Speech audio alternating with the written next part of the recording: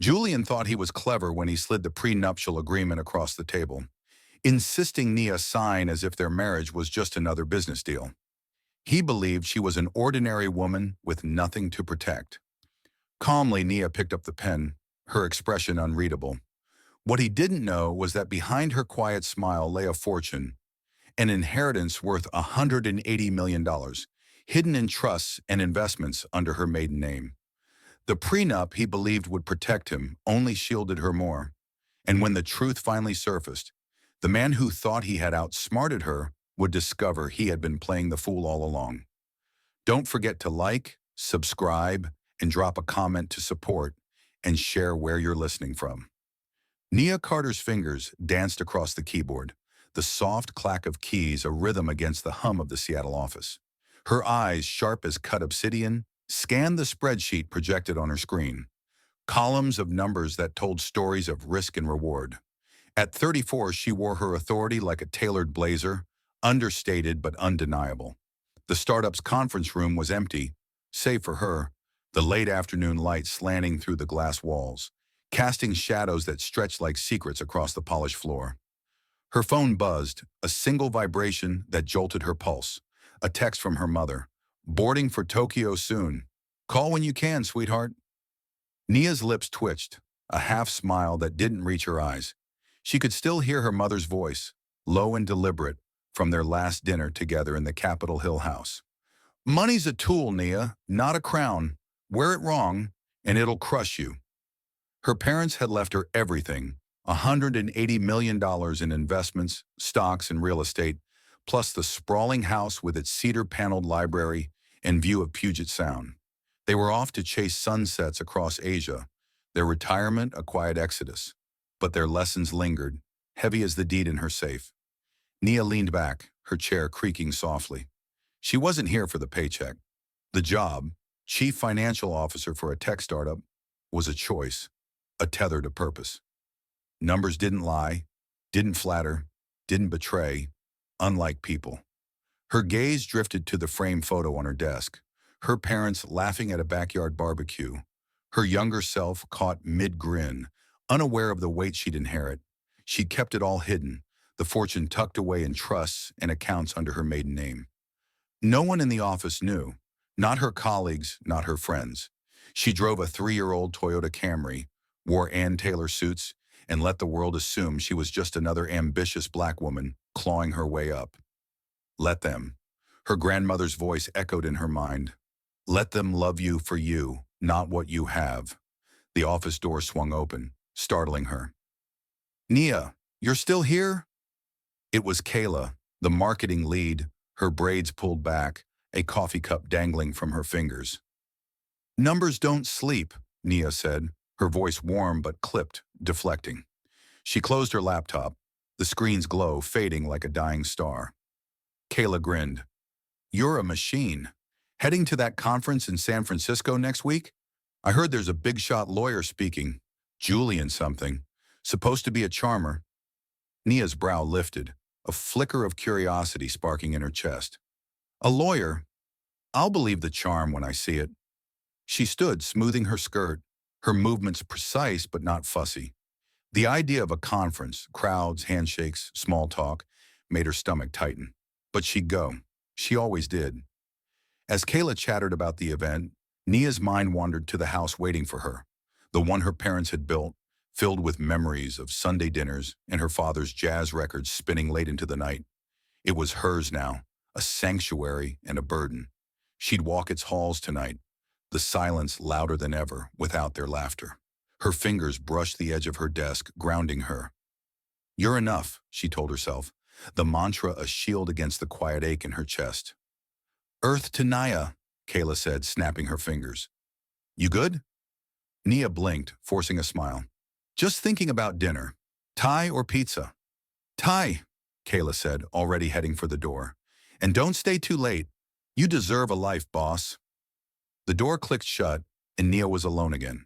She opened her laptop, the spreadsheet reappearing like an old friend. But her focus faltered, her thoughts snagging on Kayla's words. A life. She had one, didn't she? Work she loved, a legacy secured, a future she could shape. But as her eyes traced the numbers, her chest tightened, a hollow space where something, someone, should be. She stood, grabbing her bag, and headed for the elevator. The Seattle skyline glittered beyond the windows, a mosaic of ambition and anonymity. In her car, she turned on the radio, letting Nina Simone's voice fill the silence. "I'm feeling good," the song promised. But Nia's grip on the steering wheel tightened, her knuckles taut. She wasn't lonely. She wasn't. But the lie tasted bitter, like coffee left too long on the burner. At home, she kicked off her heels, the hardwood cool against her bare feet. The house smelled of cedar and memory, its high ceilings swallowing the sound of her steps. She poured a glass of Pinot Noir, the liquid catching the light like a ruby. Standing by the window, she watched the sound shimmer under the moon, its surface deceptively calm. Her reflection stared back, a woman who had everything and nothing all at once.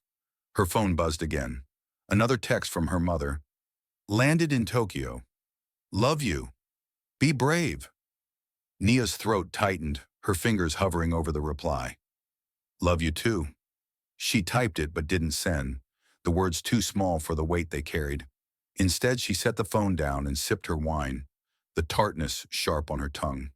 The conference loomed in her mind, a chance to escape the quiet of this house, to drown out the questions she didn't want to ask. Who was she without her work, her legacy, her secrets? The answer felt like a shadow just out of reach. She turned from the window, the city's pulse fading behind her. Tomorrow she'd board a plane to San Francisco, step into a room full of strangers, and play the part she'd perfected. Capable, composed, untouchable. But as she climbed the stairs to her bedroom, the weight of her parents' words pressed against her. Money's a tool, not a crown. She'd worn it well so far, but for the first time, she wondered if it was enough to keep her warm. The San Francisco conference hall buzzed, a hive of ambition where voices clashed and egos sparked. Nia stood at the podium, her voice steady as she dissected the startup's financial strategy, her slides crisp, her logic unassailable. The audience leaned forward, pens scratching, eyes locked on her. Her heart thumped, not from nerves, but from the thrill of being seen, not as a fortune, but as a mind. As she stepped down, applause rippled through the room, warm and fleeting. She smoothed her blazer, her fingers lingering on the fabric, grounding her. "Impressive," a voice said, "smooth as polished oak." She turned to find a man leaning against a table, his suit tailored sharp enough to cut glass. Julian Hayes, the badge on his lapel, declared. 38, maybe older, with a smile that danced between charm and calculation. His eyes, hazel and piercing, held hers a beat too long. "Thank you," Nia said, her tone polite but guarded. Her pulse quickened, a traitor to her calm facade. "Julian Hayes," he said, extending a hand. His grip was firm, his skin warm. "Legal counsel for Apex Tech." That was a masterclass in making numbers sing. "Care to share your secret over coffee?" Her lips twitched, amusement flickering in her chest. "No secret, just math and a good night's sleep." He laughed, a low, easy sound that made her stomach flutter. "Math I get. Sleep? That's the real mystery. Join me anyway?" She hesitated, her instinct to retreat warring with the spark of curiosity in her gut. "Maybe after the next session," she said, buying time. He nodded, undeterred. "I'll hold you to it." The rest of the day blurred. Panels, handshakes, buzzwords. But Julian's presence lingered like a note she couldn't unhear. By the time the evening reception rolled around, the rooftop bar glowed under strings of lights, the city skyline a glittering backdrop. Nia sipped a gin and tonic, the ice clinking softly, her eyes scanning the crowd. She felt out of place among the tech bros and their loud laughter, her solitude a quiet rebellion. "There you are." Julian appeared at her side, a glass of bourbon in hand, the amber liquid catching the light. "Thought you'd ghost me." "Not my style," she said, her voice dry but her lips curving. "You're persistent." "Only when it's worth it." He leaned closer, his cologne, cedar and citrus, cutting through the night air. "So Nia Carter, what's your story? Beyond the spreadsheets." Her fingers tightened around her glass, the cold biting her skin. She could have deflected, spun a half-truth about her job, but something in his gaze, sharp yet warm, made her pause. I'm just someone who loves solving problems, she said finally. Numbers are cleaner than people. He tilted his head, studying her. Cleaner, maybe, but people are more fun. She laughed, the sound surprising her. You sound like you've got that figured out. I'm working on it. He clinked his glass against hers, the gesture casual but deliberate. Tell me, what's the toughest problem you've solved lately? Her mind flashed to the trust funds, the investments, the house on Capitol Hill, all the pieces of her legacy she tucked away like a hand of cards she wasn't ready to play. Let them love you for you. Her mother's voice was a whisper in her head, steadying her. Balancing ambition with sanity, she said, her tone light but her eyes searching his. You? Convincing brilliant women to have coffee with me, he said, his grin disarming.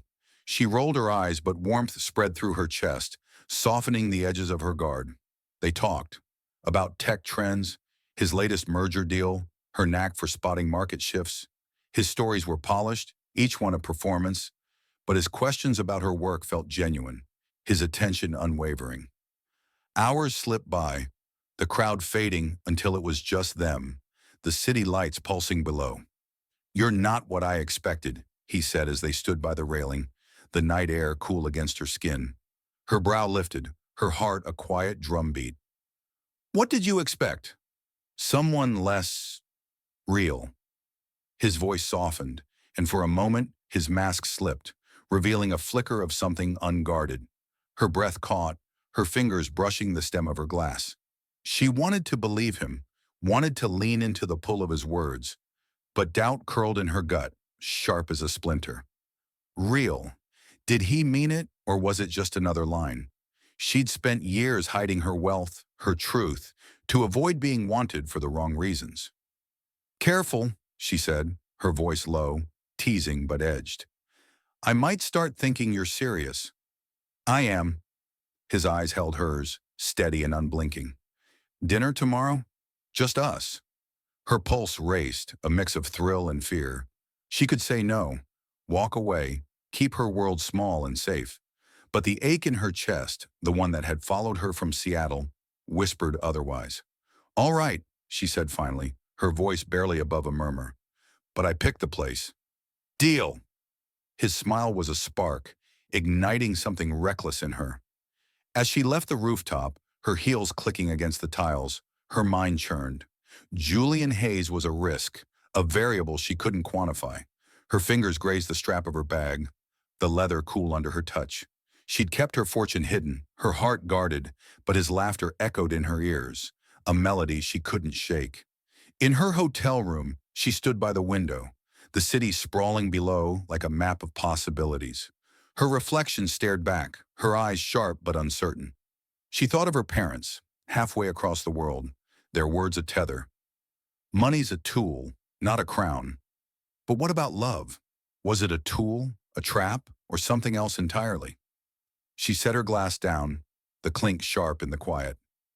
Tomorrow she'd meet Julian again, step closer to the edge of something new. Her heart thudded, a warning and a promise. She didn't know what lay ahead, but for the first time in years she wanted to find out.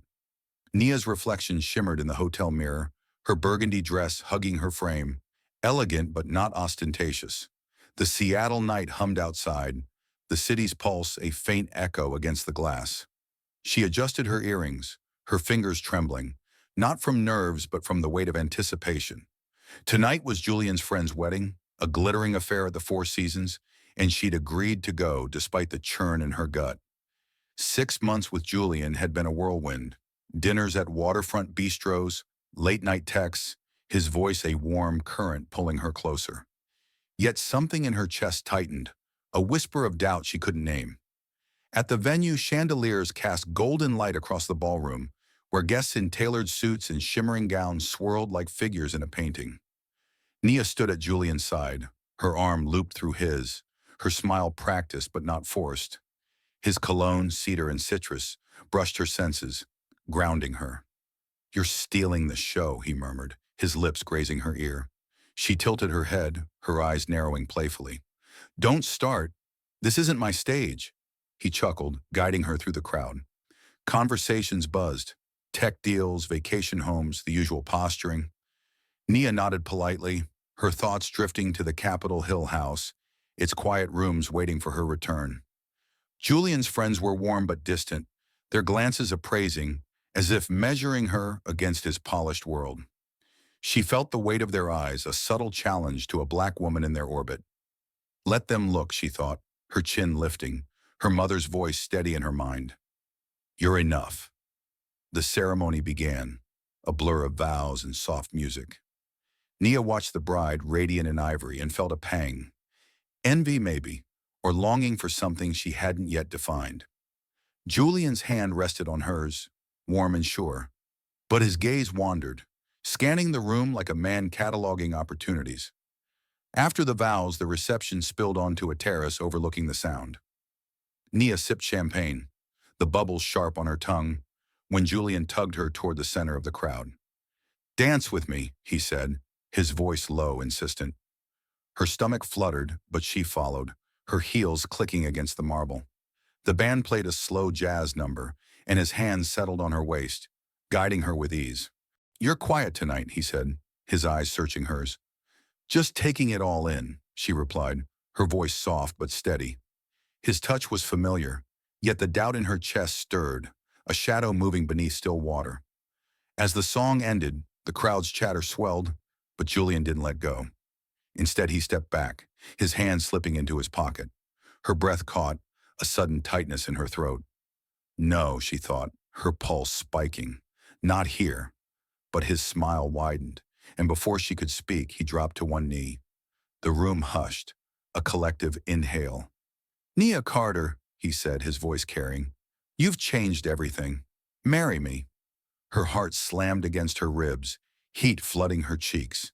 The ring in his hand glinted, a diamond too large, too loud. The crowd's eyes pinned her, a spotlight she hadn't asked for. Joy surged, but so did a sharp pang of unease. She was stealing the bride's moment, a sin she'd never intended. Julian, she whispered, her voice trembling. This is their day. It's ours too, he said, his gaze unwavering, almost defiant. Her fingers curled into her palms, nails biting skin. She wanted to say yes, wanted to fall into the promise of his words, but the weight of the crowd's stares pressed against her. 6 months, her mind hissed. Too fast. Yet his eyes held hers, warm and certain, and her resolve wavered. Yes, she said finally, her voice barely audible, a surrender to the moment. The crowd erupted, clapping, cheering. Julian slid the ring onto her finger, its weight foreign, almost heavy. He pulled her into a kiss, and she let herself sink into it, her heart a tangle of hope and hesitation. As they parted, she caught the bride's eye across the room, smiling, gracious, but Nia's stomach twisted. She'd apologize later, make it right.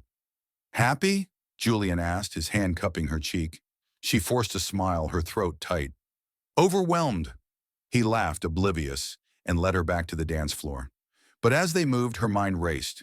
She'd call the bride tomorrow, send a note, anything to soften the intrusion. Julian's arm around her felt like a tether, but his ease, his disregard for the moment's timing, gnawed at her. He wanted the stage, she thought, her chest tightening. Not just me. Later, alone in the restroom, she leaned against the sink, the marble cold under her palms. The ring caught the light, a spark that felt more like a warning than a promise. She stared at her reflection, her eyes sharp but shadowed. You're enough, she told herself.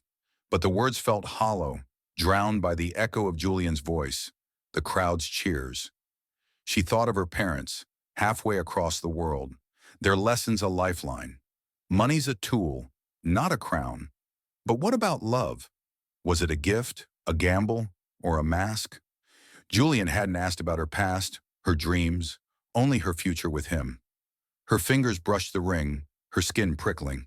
She'd said yes, but the word felt like a door she wasn't sure she wanted to open. As she rejoined him, the party swirling around them, his hand found hers again. To us, he said, raising a glass.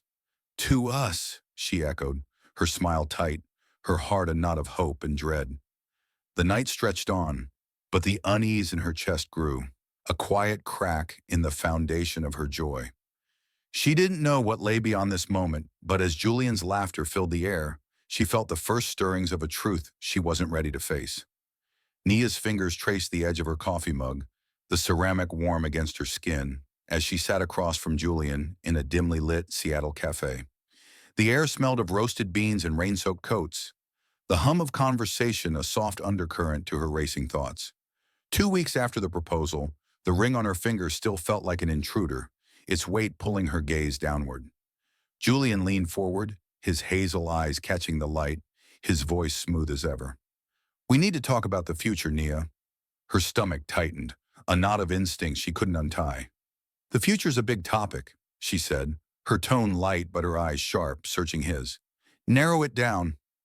He smiled, that disarming curve of his lips, but it didn't reach his eyes. "Finances, security. I think we should sign a prenup." The word landed like a stone in her chest, rippling through the fragile hope she'd been cradling. Her fingers stilled on the mug, her pulse a quiet drumbeat. "A prenup," she echoed, her voice steady despite the heat creeping up her neck. "You worried I'm after your fortune, Hayes?" He laughed, a sound too polished, too practiced. "It's not like that. It's about clarity. We both have careers and assets. If we lay it out now, there's no mess later." His hand reached for hers, his touch warm but deliberate, like a lawyer sealing a deal. "You get it, right? You're practical." Her lips twitched, a smile that felt more like a shield. Practical. The word stung, reducing her to a spreadsheet, not a fiancé. She thought of the $180 million tucked away in trusts, the Capitol Hill house with its cedar walls, all hidden from him. Her parents' voices echoed. "Money's a tool, not a crown." She could have told him then, let the truth spill like wine, staining his assumptions. But something, instinct, caution, held her tongue. "I get it," she said finally, her voice low, her eyes flicking to the window where rain streaked the glass. "Clarity's good." His shoulders relaxed, a flicker of relief crossing his face. "Exactly, it's just some smart business. No offense, Nia, but I've worked hard for what I have." Her jaw tightened, a muscle twitching beneath her skin. "And I haven't?" The thought burned, but she swallowed it, her fingers curling into her palm. "None taken," she lied, her smile a thin veneer. "So what's the plan?" "I'll have my lawyer draw it up. Simple stuff. We each keep what we bring in. No alimony, no claims." He leaned back, sipping his espresso, his ease grating against her nerves. "We'll meet with him next week. Sound good?" Her heart thudded, a warning she couldn't name. "Sounds fine," she said, her voice even, but her mind churned. He thought she had nothing to protect, nothing to lose. The irony was sharp, a blade she kept sheathed. The meeting came quickly, in a sterile office downtown, all glass and chrome. The lawyer, a gray-haired man with a handshake like a vice, slid the prenup across the table. Nia skimmed the pages, her eyes catching on phrases. Separate property, no entitlement, dissolution. The words were cold, clinical, a contract stripping their love to a transaction. Julian sat beside her, his hands folded, his posture relaxed, almost smug. "Any questions?" the lawyer asked, his pen tapping the desk, a metronome to her rising pulse. Nia's fingers brushed the paper, her skin prickling. She could refuse, could walk away. But the weight of her secret, the $180 million, the house, her parents' legacy, anchored her. "Let them love you for you." She signed, her pen scratching the page, each stroke a quiet act of defiance. Julian thought this protected him. He didn't know it shielded her too. "Done," she said, sliding the document back, her voice calm but her chest tight. Julian's hand grazed her shoulder, a gesture meant to reassure, but it felt possessive, like a claim on something he didn't fully understand. Outside, the Seattle air was damp, the sky a bruise of gray. Julian pulled her close, his lips brushing her temple. "Feels good to have that settled, doesn't it?" Her smile was automatic, a reflex honed by years of hiding. "Sure," she said, but her eyes drifted to the skyline, where the Space Needle pierced the clouds. Her heart was a tangle of trust and trepidation, each beat a question. Did he love her, or the idea of her? The prenup was his armor, but it was her fortress too. That night, alone in her apartment, Nia stood by the window, a glass of Pinot Noir in hand. The city pulsed below, its lights flickering like promises she wasn't sure she believed. She thought of her parents, their laughter now a memory, their words a guide. Wear it wrong and it'll crush you. The ring glinted on her finger, a symbol of love or a shackle. She couldn't tell. She set the glass down, the clink sharp in the quiet. Julian's voice replayed in her mind, his insistence on clarity, a warning she'd ignored too long. Her fingers brushed the ring, its edges cool against her skin. She'd signed his contract, but she'd kept her truth, a secret that felt like power and poison all at once. Her phone buzzed, a text from Julian. Dinner tomorrow? Can't wait to start our life. Her thumb hovered over the reply, her breath shallow. Our life. The words should have warmed her, but they landed like a stone, heavy with doubt. She typed sounds perfect, but didn't hit send. Her reflection in the screen was a woman caught between hope and fear. She turned away, the city's glow fading behind her. The prenup was signed, the wedding loomed, and Julian's smile was a puzzle she couldn't solve. Her heart raced, a rhythm of resolve and regret. She'd step into this marriage, but not blindly. The secret of her wealth was her shield, and as she climbed into bed, the darkness closing in, she wondered how long she could carry its weight before it broke her. Nia's heels clicked against the hardwood of their new Seattle apartment, the sound swallowed by the cavernous space Julian had chosen. Floor-to-ceiling windows framed the city's skyline, but the view felt cold, like a painting hung too high to touch. She set a plate of roasted chicken on the dining table, the rosemary scent sharp in the air, but her hands trembled as she smoothed her apron. 6 months into marriage, and the life she'd imagined with Julian was fraying at the edges, a tapestry unraveling thread by thread. Smells good, Julian called from the living room, his voice distant, tethered to the glow of his phone. He lounged on the leather couch, tie loosened, his attention elsewhere. Dinner's ready, Nia said, her tone warm but strained, like a note held too long. She sat, her fingers brushing the ring on her finger, its weight a constant reminder of the prenup, the promises, the doubts she'd buried. He joined her, but his eyes stayed on his screen, thumbs tapping. Client meeting ran late, he said, not looking up. Big deal in the works. Her jaw tightened, a muscle flickering beneath her skin. Must be some deal, she said, her voice light but edged. To keep you glued to that thing? He glanced up, his hazel eyes narrowing, a smile that didn't quite land. You know how it is. Tech doesn't sleep. He speared a piece of chicken, chewing with mechanical precision. Nia's fork paused midair, her pulse a quiet thud. She knew that smell on his jacket last night. Floral, unfamiliar, not hers. And the text she'd glimpsed when he left his phone on the counter, cryptic and curt. Meet me at 9. Her stomach churned, but she swallowed the question, her mother's voice a whisper in her mind.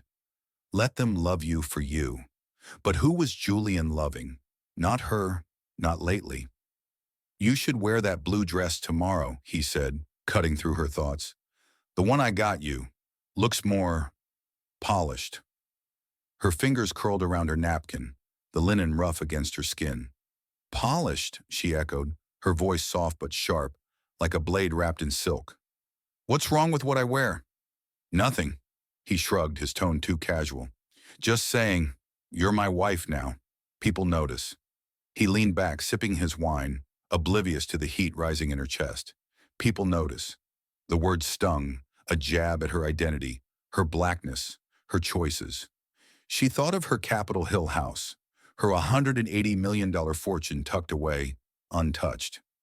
He thought she lived off her salary, a modest chief financial officer scraping by.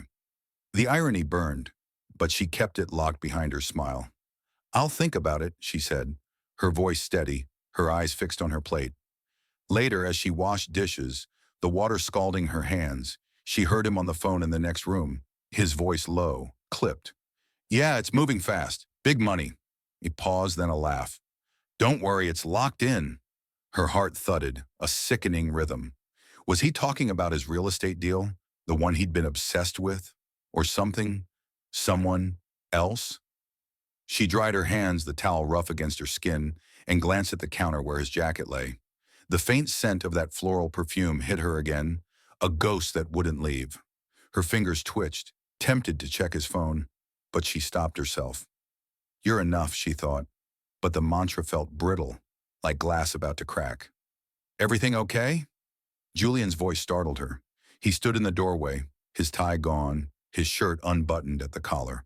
Her pulse spiked, but she turned, her smile automatic. Just cleaning up. You're working late again? Always, he said, but his eyes flicked away, a tell she hadn't noticed before. This deal's a game changer. Outside Seattle, prime land. My guy says it's a gold mine. Your guy? She asked, her voice neutral, but her stomach twisted. She'd heard about his friend pushing this investment, a shadowy figure he mentioned in passing. Yeah, old colleague. Knows the market inside out. He stepped closer, his hand grazing her arm, but the touch felt rehearsed like a line from a script. You should think about quitting, Nia. Focus on us. You don't need the stress. Her breath caught, a flare of anger sparking in her chest. Focus on us. As if her work, her passion, was a burden. As if he knew her at all. I like my job, she said, her voice low, her eyes locking onto his. It's not about need. He shrugged, unfazed. Just a thought. He kissed her forehead, a gesture that should have warmed her, but felt like a stamp, marking territory. Alone in their bedroom, Nia stood by the window, the city's lights blurring through her unshed tears. Her fingers brushed the ring, its edges sharp against her skin. She thought of her parents, their laughter now a distant echo, their words a lifeline.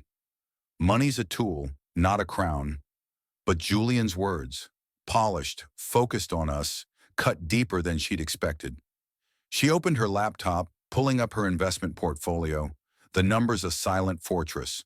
180 million, assert, growing quietly under her maiden name. She kept it hidden, a shield against a world that might love her for the wrong reasons. But now, with Julian's distance growing, his secrets piling like unpaid bills, she wondered if the shield was enough. Her phone buzzed, a text from her mother. Miss you in Tokyo. Trust your heart. Nia's throat tightened, her fingers hovering over the reply. I'm trying, she thought, but didn't type it. Instead, she closed the laptop, the screen's glow fading like her hope. As she slipped into bed, the sheets cold against her skin, Julian's voice drifted from the living room. Another late call. Her heart pounded, a mix of anger and dread. The marriage she'd dreamed of was slipping away, and the man she'd said yes to felt like a stranger. She clutched her pillow, her nails digging into the fabric.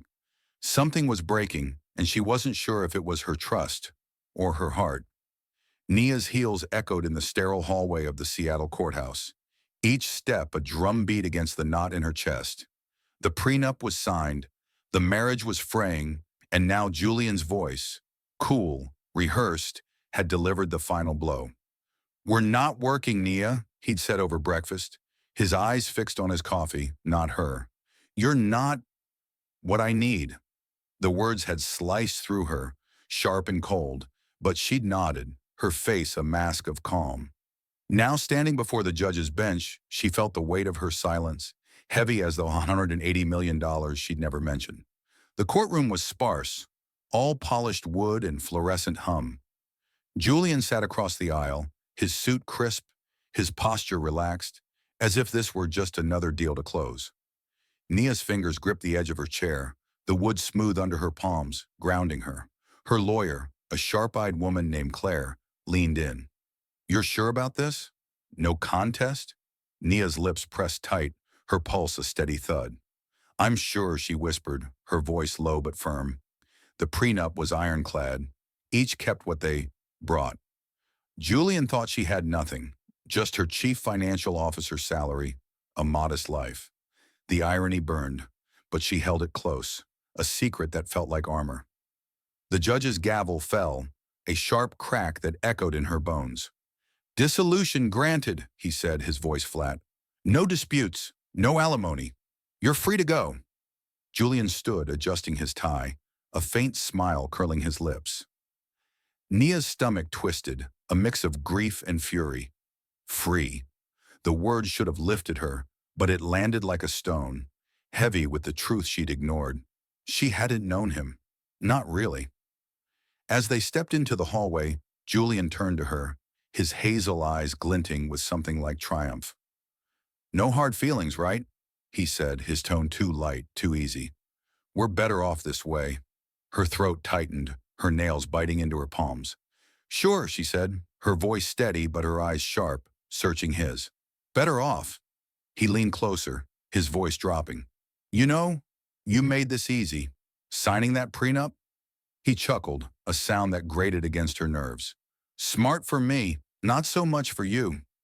Her heart lurched, a flare of anger sparking in her chest.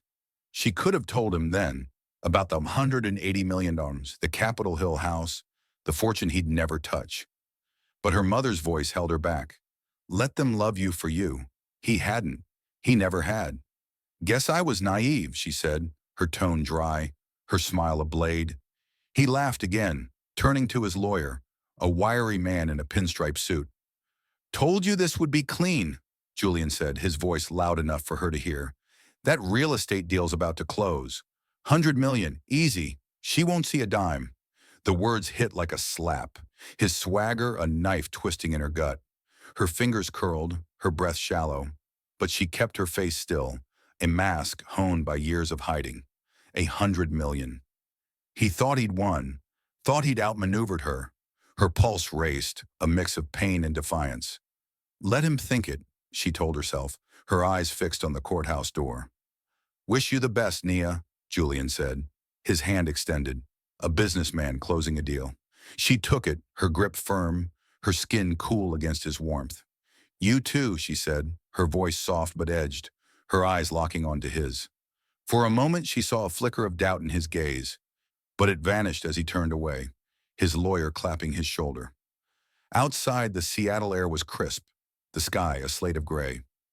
Nia stood on the steps, her coat pulled tight, the wind biting her cheeks. Her heart pounded, a rhythm of loss and liberation. She lost a marriage, a dream, but not herself. The $180 million, the house, her parents' legacy. They were hers, untouched, a fortress he'd never breached. Her phone buzzed, a text from her mother. "You okay, sweetheart?" Nia's throat tightened, her fingers hovering over the reply. "I will be," she thought, but didn't type it. Instead, she slipped the phone into her pocket, her eyes tracing the skyline. The Space Needle stood tall, a reminder of the city she'd claimed as her own. She walked to her car, the Toyota Camry unassuming in the lot. Inside, she gripped the steering wheel, her knuckles taut, her breath uneven. Julian's words echoed, 100 million, she won't see a dime, and a bitter laugh escaped her lips. He thought he'd played her, thought she was the fool. But the fool was him, chasing a mirage while she held a fortune. As she drove toward Capitol Hill, the city blurred past, a kaleidoscope of lights and shadows. Her heart was a tangle of hurt and resolve, each beat a step towards something new. She didn't know what lay ahead, but the prenup, his weapon, had been her shield. And now with the ink dry and the marriage dissolved, she felt a spark of something fierce. Freedom. But freedom came with a shadow. Julian's deal, his confidence, his betrayal. They lingered, a storm gathering on the horizon. She thought of her parents, their words a beacon. Money's a tool, not a crown. She'd worn it well, but as she pulled into her driveway, the house looming dark and silent, she wondered if it could protect her from what was coming next. Nia stood in her Capitol Hill kitchen, the cedar walls glowing under the soft light, a glass of Pinot Noir trembling in her hand. The divorce was final, the ink dry, but Julian's voice still echoed, 100 million, she won't see a dime. The words burned, a brand on her pride, but she'd walked away with her secret intact. $180 million, a fortress he'd never breached. Outside, Seattle's skyline pulsed, oblivious to the storm brewing in her chest. Her phone buzzed, a text from her colleague Kayla. "Heard about your ex. Market's crashing. You okay?" Her pulse quickened, a spark of dread igniting. She set the glass down, the clink sharp against the marble counter. The news had been whispering for days. Real estate prices peaking, then teetering, interest rates spiking like a fever. Julian's deal, that golden mirage he'd bragged about, was tied to it. She opened her laptop, her fingers flying across the keys, pulling up market reports. Her eyes, sharp as ever, scanned the data. Sales stalling, foreclosures rising, subprime loans choking investors. Her breath caught, a mix of pity and vindication. He bet everything, she thought, her nails digging into her palms. Her phone rang, shattering the silence. "Nia, you won't believe this." Kayla's voice burst through, laced with gossip's glee. "Your ex is tanking. That land deal? Total bust. His buddy vanished, and word is Julian's mistress bailed with him." Nia's heart thudded, a sickening rhythm. Mistress. The word confirmed what she'd suspected. Those late nights, the floral scent, the cryptic texts. Her fingers tightened around the phone, her knuckles taut. "Mistress?" she said, her voice low, steady, hiding the ache. "Yeah, some event planner. They were cozy at industry parties. But now, he's selling the apartment to cover debts. Screwed himself with those loans." Kayla paused, her tone softening. "You holding up?" "I'm fine," Nia lied, her throat tight. She ended the call, her eyes drifting to the window. The sound glittered, deceptively calm, mirroring the mask she wore. Julian's collapse should have felt like justice, but it tasted hollow like ash on her tongue. She thought of his swagger at the courthouse, his taunt about her naivety. He'd thought her empty, a woman with nothing but a job.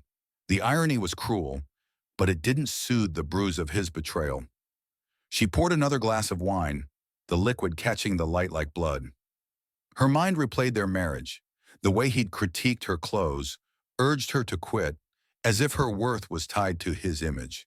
Her fingers brushed the ring she no longer wore, the ghost of its weight still heavy. "You're enough," she told herself. But the mantra wavered, drowned by the echo of his dismissal. "Not what I need." A memory surfaced, unbidden. Her mother at their last dinner, her eyes warm but firm. Money's a tool, not a crown. Nia had kept her $180 million hidden, a shield against a world that might love her for the wrong reasons. But now, with Julian's world crumbling, she felt the weight of her silence. Had it protected her or isolated her? Her chest tightened, a knot of regret and resolve.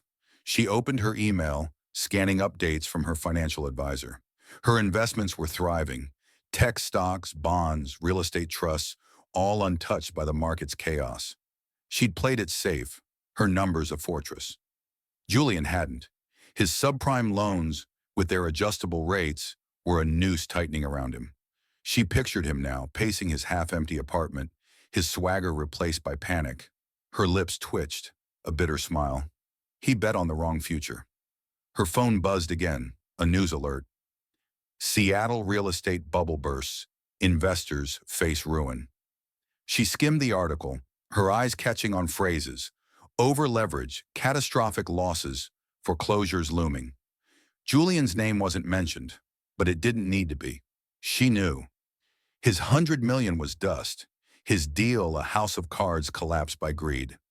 She stood, crossing to the window, her reflection sharp against the glass. The woman staring back wasn't broken, but she wasn't whole either. Her heart pounded, a mix of anger and sorrow. She'd loved him, or the idea of him, and he'd thrown it away for a mirage.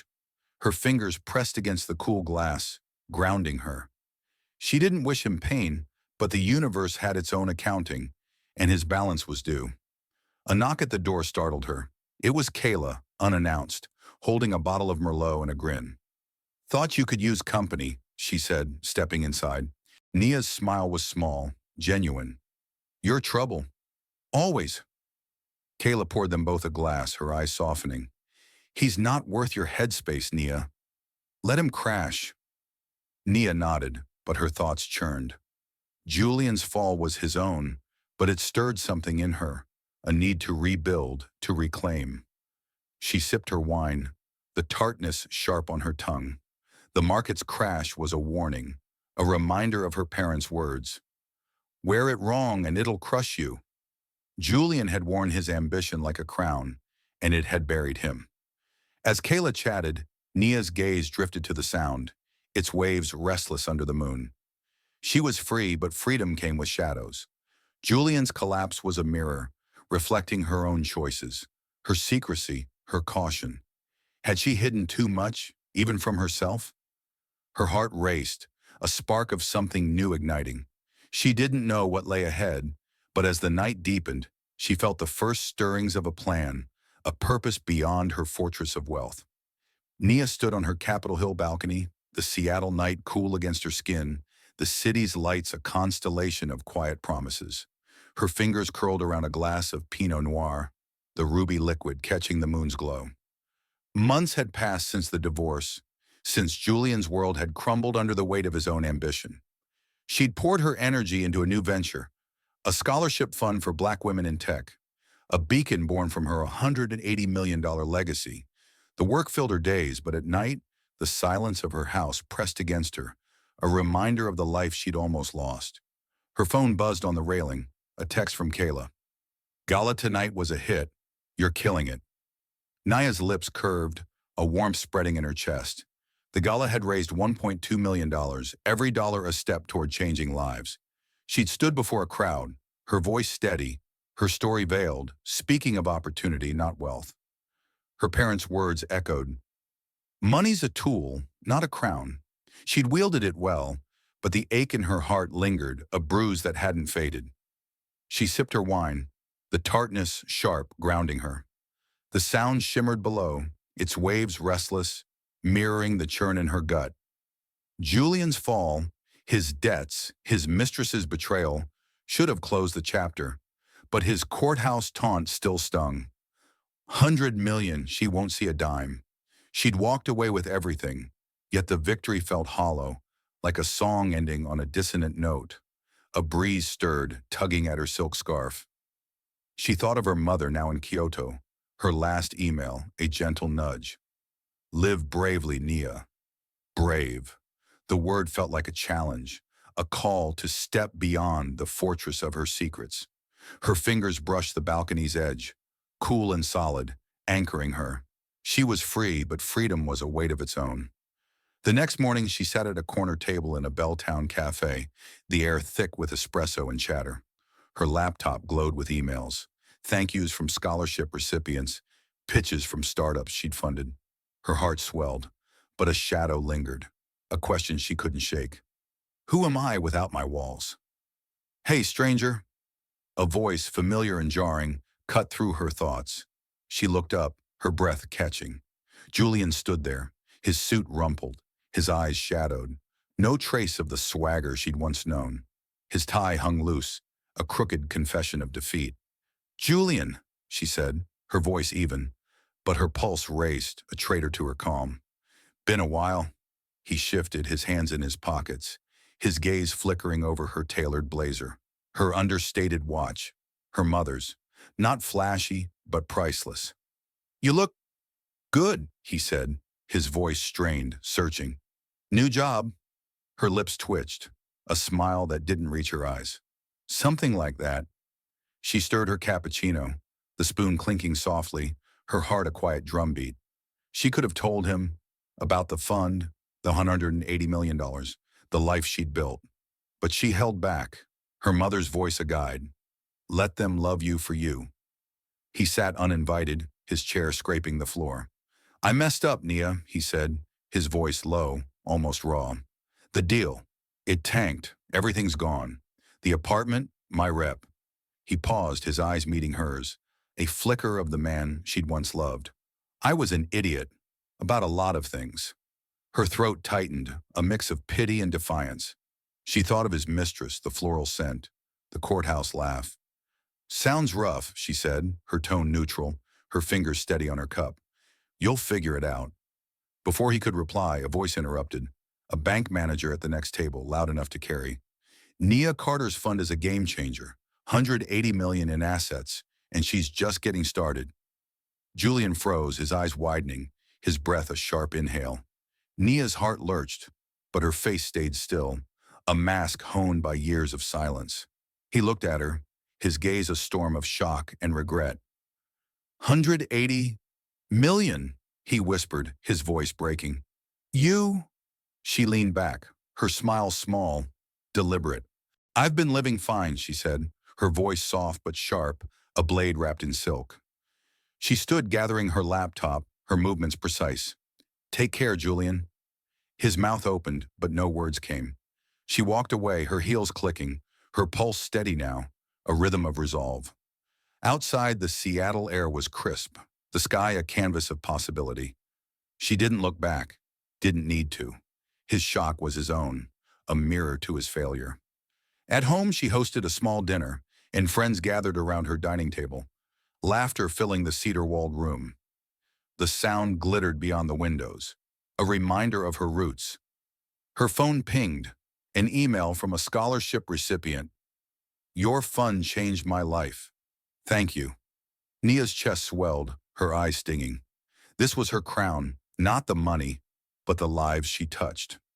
She stepped onto the balcony, the night wrapping around her like a promise. Her fingers brushed her mother's watch, its ticking a heartbeat. Julian's revelation was a footnote, not her story. She'd hidden her wealth to be loved for herself, and now she loved herself enough to let it shine. The city pulsed below, and for the first time she felt whole, free not from him, but from the shadows of doubt she'd carried too long. As Nia's story draws to a close, we see her rise, not in revenge, but in quiet power, turning legacy into light for others. Thank you, dear readers, for journeying with her through the shadows of doubt in the dawn of freedom. Your hearts have been her companions. Share your feelings in the comments. What stirred you most? A pang of betrayal or the thrill of her triumph? I'm grateful for your time and trust. Stay tuned for fresh tales of resilience and revelation. Until next time, live boldly.